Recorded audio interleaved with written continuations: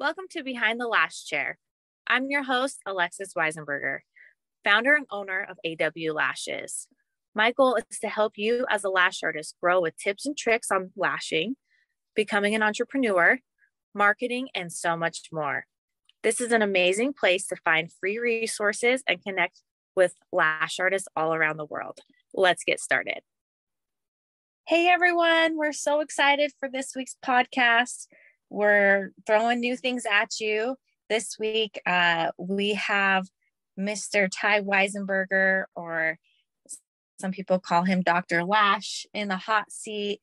And on top of that, we have Christine, our other owner. She's going to interview us. So I guess we're both in the hot seat. Welcome, everyone. I am so excited. So yeah, definitely, Alexis. I think we're going to take it a little more personal with this one. So I hope you guys are ready, because Ty ready? I know. Ty, are you ready? I am ready. Okay. So definitely I want to get into the salon and like how you guys work together, opening that and those kinds of things. But first and foremost, let's get started at the beginning. Why don't you guys talk a little bit about how you met? I mean, I know how you met, but let's let other people in on your story here a little bit. Oh no, do we have to share with the world? So I first saw Skyped on who? Alex, I'm kidding. here we go. So I first saw Alexis's profile picture on Tinder in 2014. And I saw a picture of her playing basketball. And I was like, wow, I'm pretty into basketball. And this is pretty exciting that this girl's into basketball. So I messaged her and we matched, obviously on Tinder back in the day, and we started messaging a little bit, and she was playing hard to get at first and wasn't letting me take her out on a date. So we were just chatting. He wanted me to meet him for tennis, and I said, no, I'm not going to meet you for tennis. A real guy come pick me up and take me on a formal date. So that's what I did after 2.5 weeks of just pulling my hair, trying to get her to go out with me. I took her out on our first date, and we went ice blocking, and I pulled up in my hot rod that I had in college, and she thought I was a total bro. And so she still went out with me, and then we kept dating, and then we dated for a full year and decided that we were perfect for each other. And that's it. That was easy as that. Everything went perfect. No, I'm kidding. But no, our whole dating experience was great. She was working at a salon in Utah while we were dating, and then she moved down closer to where I was in college. And I was doing hair. You were doing hair extensions. You weren't even doing lashes at that time. I knew how to do lashes. I just hated it. Yeah, you did. Well, that's a great way to start this off, Alexis.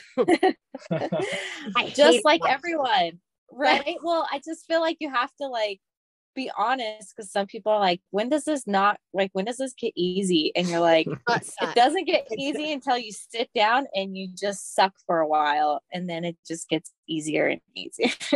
So I'm surprised she never practiced on me back in that day, but we'll wait. We'll get to that in a minute. We'll get into that, because it did happen, but she was married to me for several years before she tried that trick on me. He wouldn't let me, Christine. So anyway, we got married in 2015, and we lived in Utah for 2 more years after that. And then that brings us to moving to Colorado, and that's where things kind of took off from there with AW Lashes. Okay, so I have to go back just a second and just ask one serious fundamental question here. So my big question is this: why did you try to get her to play tennis and not basketball? That is a great question.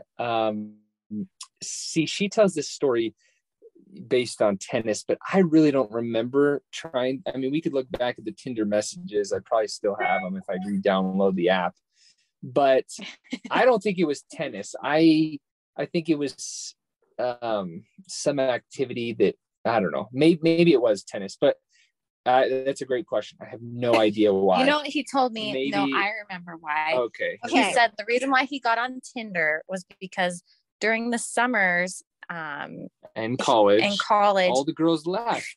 And so I was left all alone. And, you know, you go from 35,000 people, probably 16,000 of those are girls, to, you know, maybe 5,000. So he hopped on Slim pickings. He hopped on Tinder and expanded his horizons, and that's how 40-mile radius in my Tinder app. And that put her she was in on the border of that radius, but I found her, and look where that brought us. But that's a great question. I should have taken her out to play basketball. We ended up ice blocking, which is kind of fun because my whole plan was, you know, to only buy one ice block. So, you know, she had to sit on the same ice block that I did. And then we go down the hill together and laugh and joke. And he tried to kiss me. Yeah, she wouldn't let me kiss date. I know. Okay, I've grown a lot since then. Okay, I was just a punk college kid. So yeah, for those of you guys who don't know, because it may just be a Utah thing, I'm not sure, but ice blocking is basically you take a block of ice, like those big blocks you buy at the grocery store, and you usually put something over the top of it and go find a park and a big hill and slide down. Yes, thank you for that explanation. And it was pretty successful. And I think, I mean, we're married and it's been 8 years, so I think it was pretty successful. Yeah. So that's the trick. That's what you're going to tell our kids is go take your date on ice blocking because you'll marry him. So how many did you make him wait before he let him kiss you, Alexis? Was it 3 or 5? 4. It was the 4th date we kissed. So she denied me 3 straight times, and you'd think I'd give up after a while, but I kept pushing. You're tenacious. And he made sure it was super romantic, so I made him work for it. So then he could circle back when we got engaged and take us to where we had our first kiss, which was on this boating dock. And that's where he proposed. So you should be happy because I made the proposal really easy for you. That is true. Yeah. Good job, Alexis. Right? Stay strong out there. Okay. So why don't you guys talk a little bit? I mean, I know your story, so, but just to let everybody else in. Okay. So you're in Utah, Ty graduates from college, and then what pushed you guys? Well, actually, let's take a step back from there. Alexis, why don't you talk a little bit, because I know you guys were married initially for quite a while Ty was still going to school. And you had a plan in place and had kind of your dreams and your goals already set up. So why don't you talk a little bit about what you did to start building money for a future to be able to even open a salon and how you knew you wanted to do that? Yeah. So I guess when I got married, that's kind of when I really took lashes serious, because I knew that I was going to actually be the sugar mama, because Ty, I was going to say my husband, he's right here. Because I tell this story and I get to tell it now with him in here. So this is awesome. He knew he wanted to either do something long that requires a lot of school. So when we got married and he was kind of like, hey, I'm going to work, but I can really only work part-time and I have school and all that, I kind of was like, well, shoot, I really need to, find something that makes a lot of money, or, like figure out how I'm going to provide for us.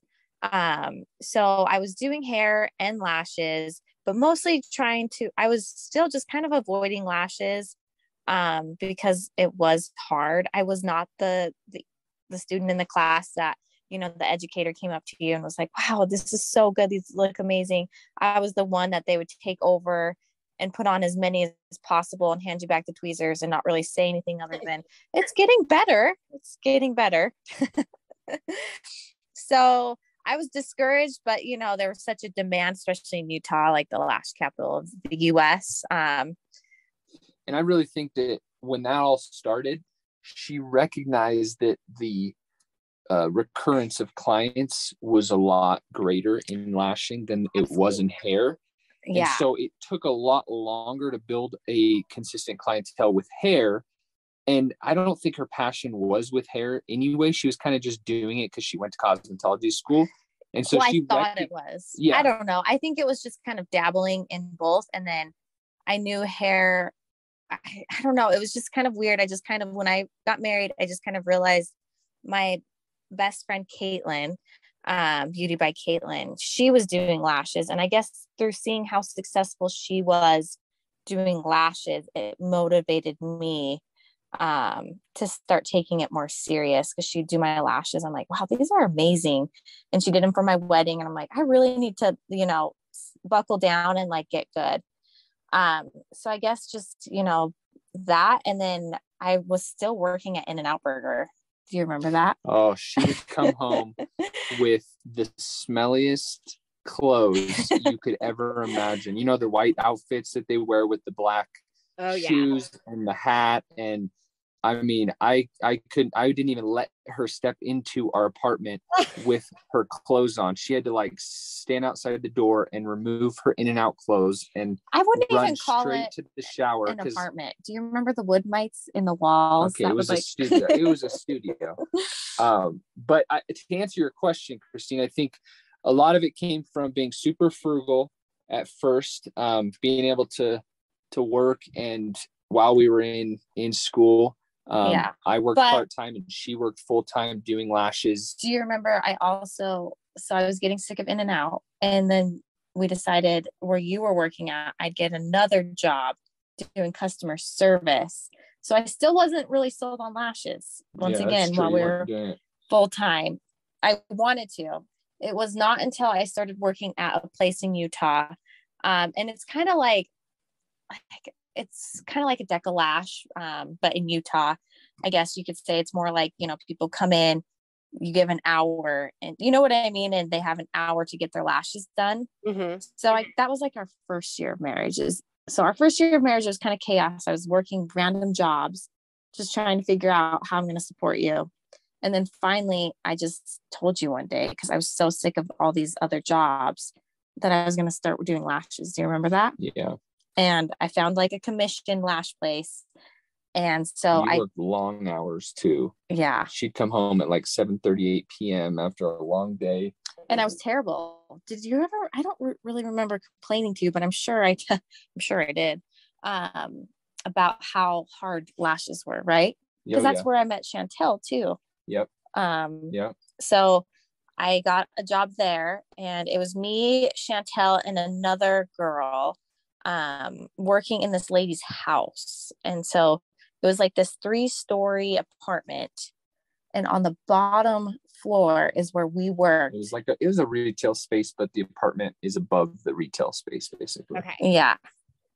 So that's probably where you really just got the repetition. Yeah. That was the key, was getting the repetition in lashing.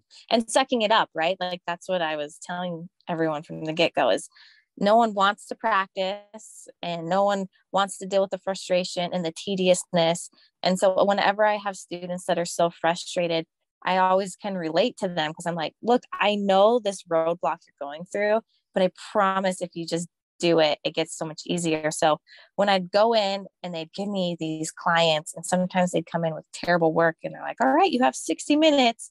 I sometimes felt like when they left, I'm like, I don't know if I should have just left those lashes on and worked around them, because I don't even know if it even looks any better, or if not worse, from me touching them. I was so slow, and Chantel was sitting next to me, and she was just cranking through them, Christine. Like I was embarrassed. Like Chantel's clients, whenever Chantel went out of town for the first few months, would come to me and they'd be like, how much longer? Or like, can you get them any fuller? And I was just like, I'm barely surviving. And that's, I think, a key important point, that having someone like a Chantel who was there for you. And it's really cool that you still have a great relationship with her now. She's one of our educators. Right. Isn't that crazy? Right. Because she's really, Caitlin was a big integral part in you lashing, but also having that day-to-day mentor that's right next to you, that you can kind of, I remember you used to watch her kid when her kid was like crying, and then she'd come over when she's not lashing and help you with, a couple tips and tricks and things like that. And you guys were back and forth because you're working in the same space. Yeah. It was just you two, and you were kind of like the, Yeah. And that's why I wanted to work those long hours, is because I was like willing, because I could see the money in it. And do you remember like calling you, depositing one of the big checks I got after I got good, and being like, oh my gosh, this is going to hit our bank account. It was like probably like $1,000. I was like, this is like so huge for me. And you're like, deposit it. And then I remember us like looking at our Wells Fargo and you're like, wow, look at us, babe. I'm like, yeah.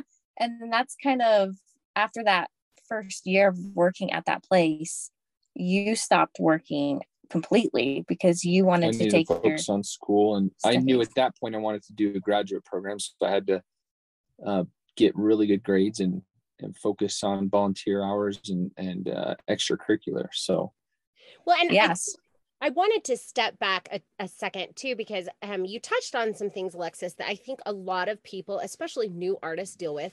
You know, yeah, the repetition and getting good and struggling with it and really not liking it at first, but seeing the potential. But then also how you were working multiple jobs.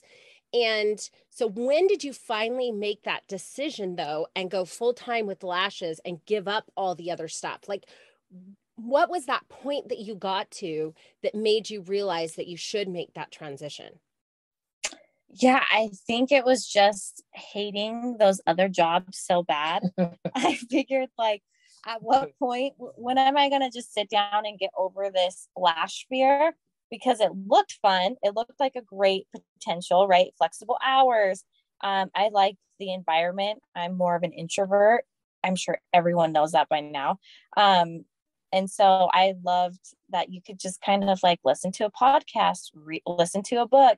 Your clients do most of the talking for you. Yeah, my clients would do a lot of, I get to know them, and it wasn't like uncomfortable for me to like have to go up and make a conversation. Like people were coming to me and I'd become like one of their closest friends and they would pay me money.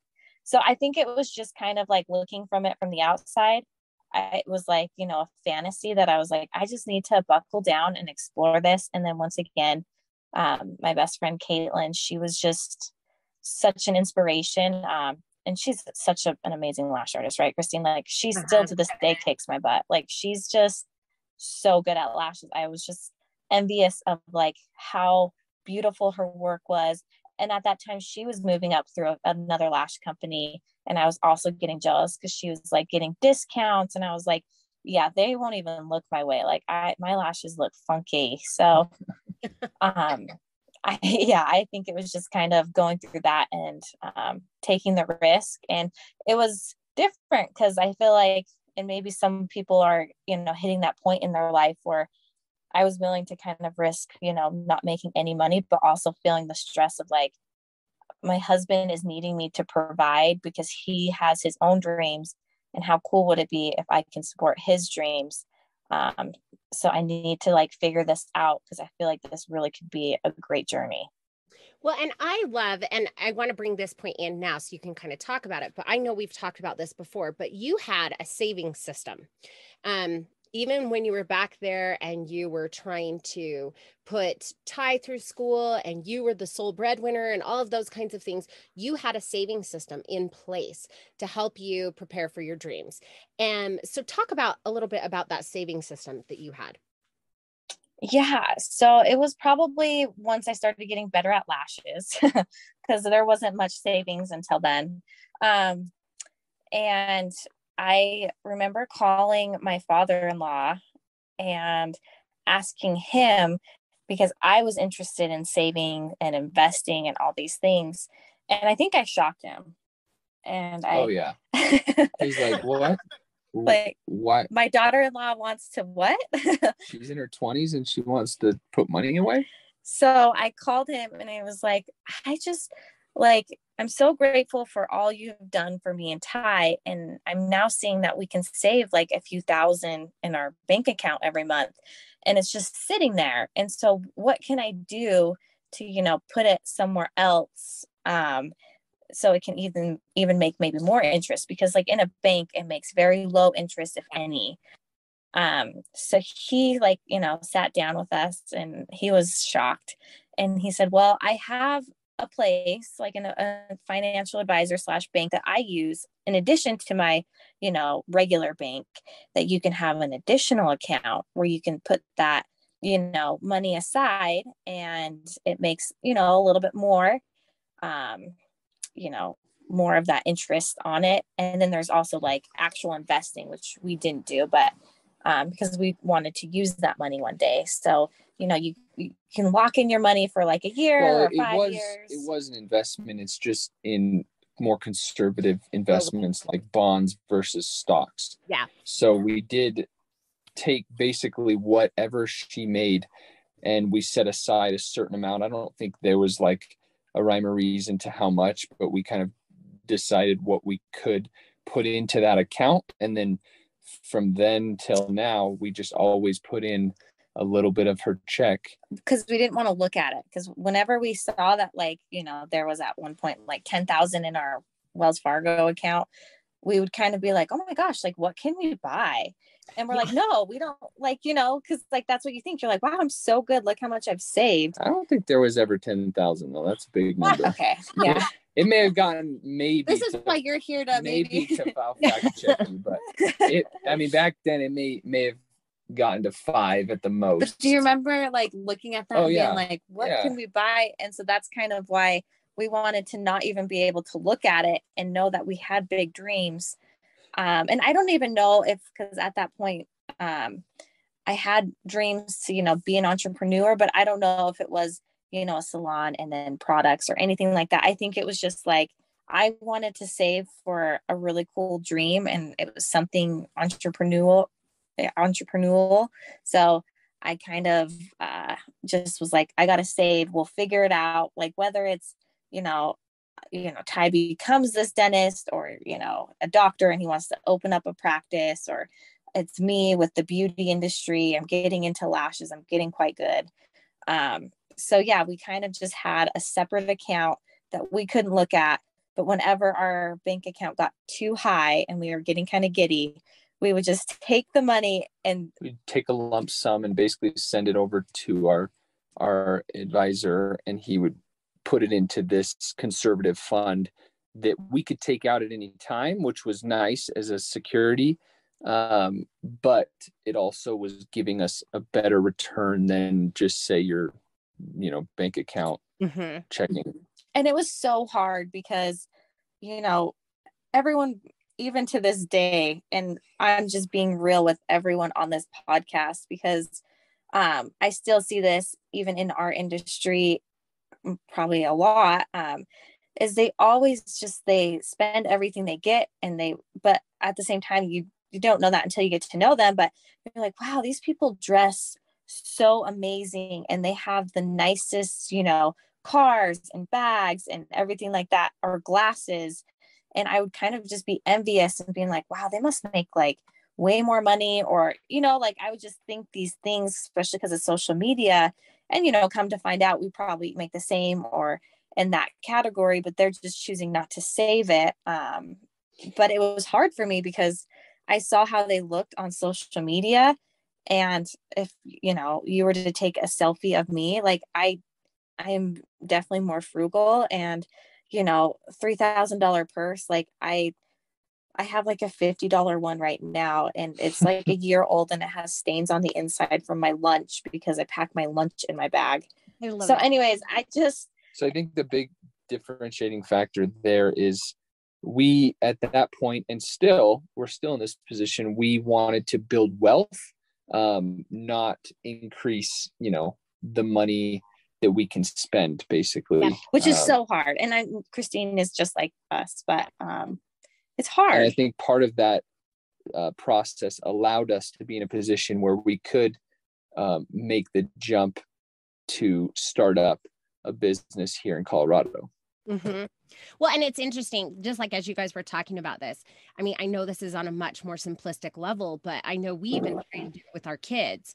I have my 10-year-old and he had a $20 bill and it was like burning a hole in his pocket. Like you were talking about, when you could see the money, you want to go spend it. And so I think that's such a great tip, that you have this separate account that's a little harder to, access and all of those types of things. So the money is kind of put away so that you're actually saving that. And even if people aren't planning on opening a salon, even if they don't have those aspirations of starting a company or anything like that, when you become an entrepreneur and just are trying to, I think, make it on your own in any sense, being able to have that kind of a fund for a rainy day. I mean, I don't think anybody saw COVID coming. And so many people were put out of business and all of those kinds of things. So I think that's such a fantastic principle to be able to put that money aside and be able to budget, know your numbers, all of those kinds of things, so that you can put that money aside so that you can, you know, protect your business. So I think that's just so fantastic and such a great idea. So. Oh, well, thank you. Oh, yes. Okay. We're trying. I know. At what point? Okay. So now jumping forward in your story a little bit more, at what point, maybe it was when like Ty was applying to dental schools and those kinds of things, when did you make the decision that you wanted to open a salon, and how did you go about starting to do it? Because you guys also relocated from Utah to Colorado. So you were going to a new area. So kind of talk about that a little bit. Yeah. So at the point we decided to open up a salon, it was, well, I was working for other lash companies. I worked for 2 others while I was in Utah, and both amazing experiences, amazing companies. It really taught me a lot about the industry and about the salon industry. And I would speak to other salon owners and kind of like be like, oh, that sounds like a fun journey, is to, you know, have employees in a salon. So when Ty was applying for dental school, and how it kind of works is you apply for, you know, all the ones that you want to go to. So like 10 or 12 schools that are all in different states. So we really couldn't make any decisions on the business. And at that point, we weren't really focused on starting a salon or a business. But when we moved out to Colorado, well, I'll back up a little. When I got accepted to Colorado. Yeah, we came out here, and his parents were here. So that was also kind of like, you know, a bonus. When we started looking around, he asked me, like, not if I wanted to open up a salon, but like, what do you think about, you know, doing lashes out here? Right. Yeah. And so that's when I was looking at it, and I'm kind of the pusher in our relationship, right? I do things sometimes without thinking, and Ty's very good at sometimes giving me reeling her in, and kind of setting realistic expectations instead of just jumping into things before we discuss them or weigh all of our options and advantages and disadvantages, all of those types of things. So he's brought that out in me, though, because I do now, you know, take a step back and look at the whole picture. Yeah, but I just remember when we were out here, though, we were looking at lash places, and there wasn't like hardly any, if like a few, but they were very far, like spread apart. And I kind of figured with Colorado, because, you know, they say, oh, Utah's like the lash capital of the US. But then I was kind of culture shocked with, you know, many things, because I've never lived outside of Utah, just like how behind it was compared to Utah with the lashes. And that's kind of where I saw the opportunity, as well as like I've been thinking about it. So when you decided to pick Colorado, then she kind of started doing her research and looking for spaces. She knew she wanted to have her own space, because she was doing it in Utah out of a salon that she was booth renting. But do you remember when we came back for a second trip, I was showing you big spaces? You and your dad would take me around, and I would show you these big places, and you guys would both look at me and say, you've never had a salon. Maybe let's like take it back a few steps, because you've never worked out here either, and start a little bit smaller. And do you remember how upset I was that you and your dad were telling me to start small when I wanted to go big? Yeah. I was very upset. But it also was because it was kind of up in the air with how much money we, you know, upfront costs we only had so much in that savings account, the investment account, that we could utilize. And so getting a massive space was going to take a lot of money, and then paying for school, which was our goal, was to pay for graduate school based on what Alexis was doing with work. And so we kind of, so then you guys told me, well, why don't you guys look at like more like solo places? So I'd go and look at these like 200 square foot rooms, whether it was like there was some solas and there were some other brand, big companies that have rooms. And that's kind of where I found a space, and it was big enough to fit 2 beds. At the time, I just was going to do one.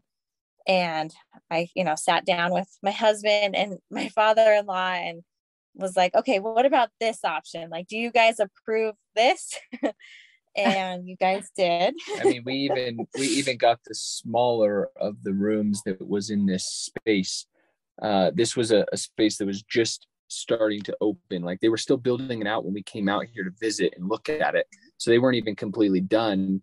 And Alexis was already just working on getting clients and building her clientele super early in the process. We hadn't even moved yet, and she was already signing the agreement to operate her business in that space, getting her business license in the city of Parker, getting her license in the state of Colorado, in order to do lashes here. And so that way, when we actually moved out here in the month of July, she had everything nailed down. Everything was ready for her to basically just walk into her space and start working on the few clients that she had already kind of gained from networking. And that was funny too, because I remember playing cards with your parents, and we just moved that weekend. It was a Sunday night. We were playing cards, and they, were like, "Oh, Alexis, like, are you going to go into your, new space tomorrow?" Kind of like, they were kind of asking like if I'm going to go in and tidy it up. And I said, "Oh no, I have clients tomorrow." And they're like, "You have clients? You just moved this weekend?" I was like, "Yeah, I've already lined them up." I think it was like 3. Don't get me wrong, and there was gaps in between, but I just remember being like, "No." That was the biggest shock for me. I was like, wow, you were a go-getter, and you pushed yourself to basically set yourself up, to start your clientele right when you had that space.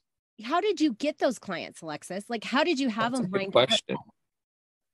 So my mom was a big source. I think she's a big talker, and she was her best asset. I wouldn't say it was just your mom. Well, I'm not saying it's just her, but she helped. She helped. Yeah, she has like golf friends and things like that.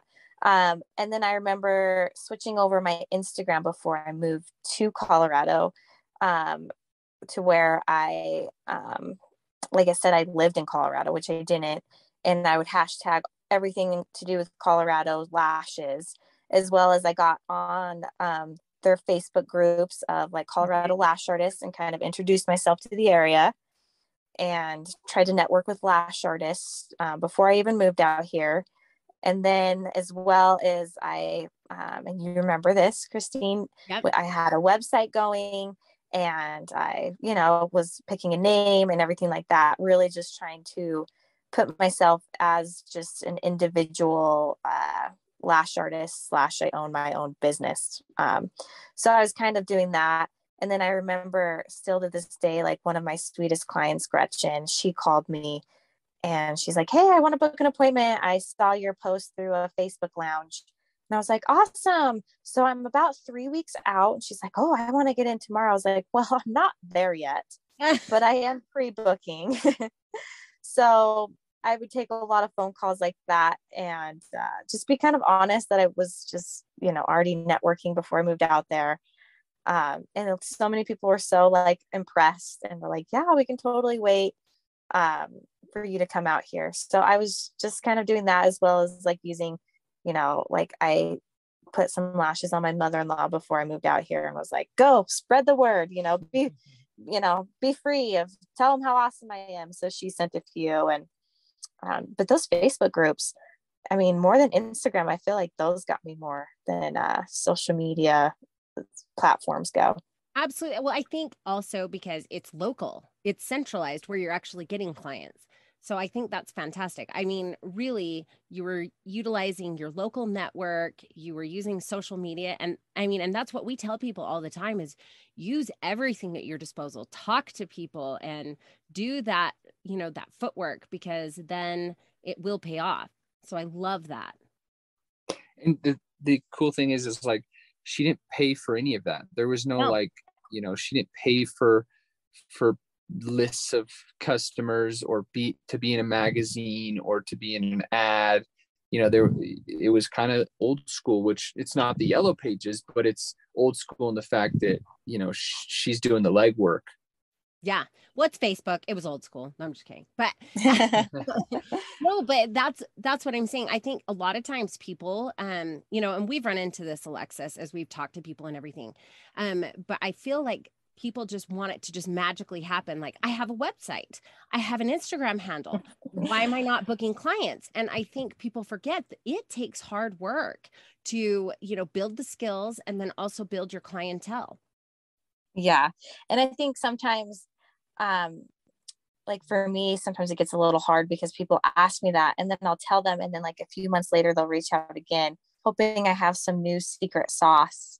And you too, like Christine, you get this too, of like, how do I get this? How do I, and it's like, it's just, you gotta just go and do it and do things you're uncomfortable doing. Mm-hmm. Because nothing's easy or else, it would be, everyone would do this industry and it'd be oversaturated, which is clearly not the case. We're definitely a shortage of lash artists, but yeah, it's just hard work. Okay. So how many beds did the first salon that you opened in Parker have? So that had 2, and there was 3 of us working there. And so we kind of all rotated, and I don't think initially I guess we should ask them one day on a podcast. They really thought, first of all, like when they said, yeah, I'll come, be a part of this. They really thought like, oh my gosh, she's going to have another person in here, and then she's going to open up a salon and all these things. I think they were just like, oh, like, this is kind of like a fun, it's better than doing it out of my house. Like, I'll go and, work with her, because once again, like, networking on those groups, I got to know people, as well as I kind of would go get my lashes done by a bunch of lash artists that I thought were awesome. I would kind of just rotate through them and get to know them. So I could kind of approach them about like, hey, what are you doing now? Like, I'd go to their house and be like, hey, I have an extra spot in my space if you want to come and, get out of the house every once in a while. And they're like, oh, they'll think about it. And then, like a few months later, after kind of putting that in their ear, they'd be like, okay, yeah, I'll come and, work for you part-time. And then we had a full-time. It was just kind of funny how it kind of worked. And I remember putting that second bed in the room, and Ty was measuring it out and telling me it's too cramped. Yeah, it was pretty cramped, but we made it work. And that's probably where we started to realize like, hey, we could, get a bigger space. And I think our contract or agreement was starting to expire in that space. And after putting that second bed, we're like, okay, well, what are our options? We can't really expand in this space or in one of the other spaces within that suite. And the girls were getting busier too, the 2 that rented from me, because we, were, trying to advertise, and we were doing those Instagram, we were doing more ads and things like that to get people through the door, and word of mouth.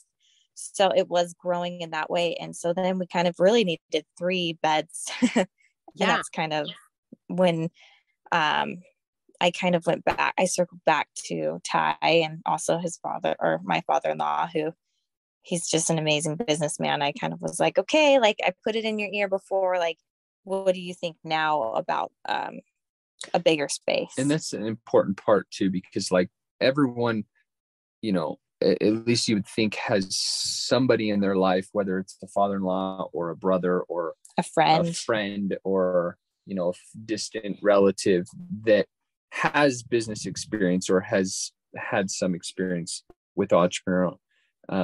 And I think picking their brains is a vital piece to this, because Alexis just asked tons of questions like, okay, what can we do here? Like, what's the next step? Like, let's get this bigger. And she was asking the right questions, and then also, pushing to expand. And I think that mentality was really great. And then we were lucky enough to have someone close to us that could, help us in that. Because I thought it was easier than what it actually ended up being, just like anything. Because when you rent such a small room, you go up to someone, you sign a few pieces of paper, you get a business license, you're there the next day, versus a big, 1,000+ square feet salon where you're paying for all the overhead, not just renting the space. Yeah, but I didn't know all the avenues and all the things you have to do just to get the doors open. Right. Okay, and next we are going to have to get into how you guys took that from that small little space in Parker to opening the full salon in Centennial. But I think right here is probably a good place to wrap it up, Alexis. So Alexis, Ty, thank you so much. I'm stealing your thunder here, Alexis. Anything else? Any good parting words that you want to leave with? No, I guess just a friendly reminder that we don't run any ads on this, because I know what it's like lashing and then to get an ad about shaving or buying some popcorn. So instead of getting ads, just give us a share. Do us a favor and help the show grow. If you liked it, if you laughed, if you learned something, just, give us a share, so you don't have to listen to any ads, and that's how you help us grow. And definitely watch out for a part 2, and we'll really get into how Alexis and Ty worked together and all of the different things that they had to go through to open the salon in Centennial, and the beginnings of AW Lashes, the product side of things. So thank you again, both of you. It's been so much fun. I love talking to both of you guys. And love you. Yep. And thanks everybody for tuning in.